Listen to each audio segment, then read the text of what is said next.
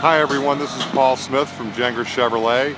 It is Thursday, July 28th, and just giving everyone an update on what's going on at Gengras Chevrolet in the construction. As you can see, the service drive is about 50% done. Concrete is up. It's starting to look like a service drive.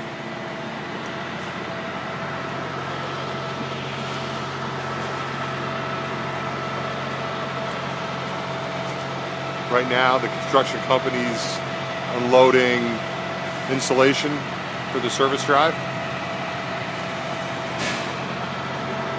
Take a walk over here.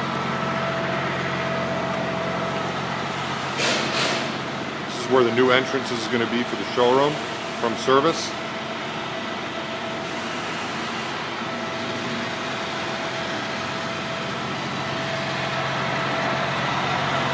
Starting to work on the customer lounge.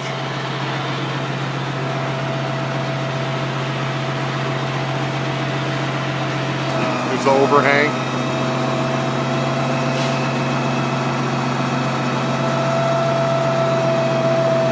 Lots happened in the last week.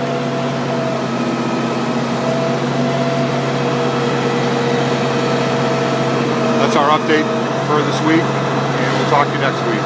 Have a great day.